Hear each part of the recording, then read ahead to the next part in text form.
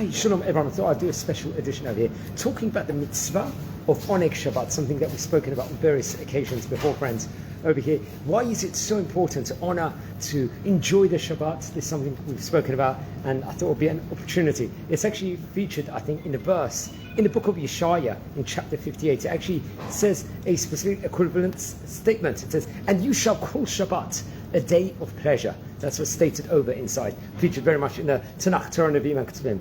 We see from here that there is a mitzvah for one to make Shabbat as enjoyable as possible through such things. Let's say, for example, as eating and drinking tasty things.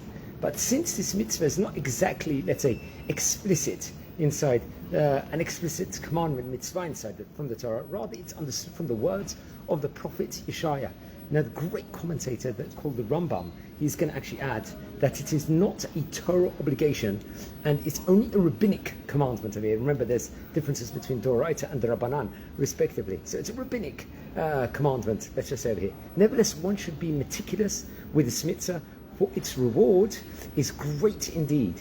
As the great prophet continues over here, then Hashem shall bestow enjoyment upon you, and I shall carry you on the heights of the land, and I shall feed you the inheritance of your forefather Jacob, one of the Avot, the third Avot. So has Hashem spoken. Now, it's actually interesting. There's a great thing said over in Masechet Shabbat, in page 118, Amud Aleph. It tells that Rabbi Yochanan derived from this verse, in the name of Rabbi Yossi, that anyone who enjoys Shabbat shall be given a limitless inheritance. That's how grandiose it is.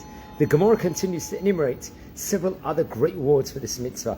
Let's say, for example, the Rishonim, our great rabbis, would, such as Rashba and the Rivash, they would write that this mitzvah is actually a Torah commandment, since Shabbat is considered one of the festivals mentioned by the Torah, which the Torah, let's say, calls proclamations of holiness. That's how great it's actually considered over here. And our great rabbis interpret this to mean that one may sanctify and honor the festival by wearing clean clothes and enjoy them by eating and drinking. Now, according to this opinion, one would have to intend it to fulfill a Torah commandment while eating. Now, even according to the Rambam, one should at least have in mind to fulfill the mitzvah of enjoyment of Shabbat while eating.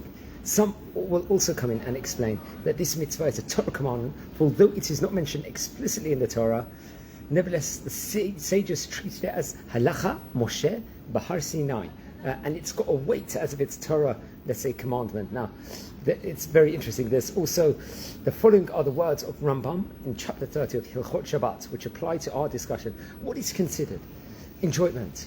This refers, let's just say, to what our sages said, that one must prepare a fatty, cooked dish and spiced drink, delicious foods, tasty beverages for Shabbat based on one's financial status.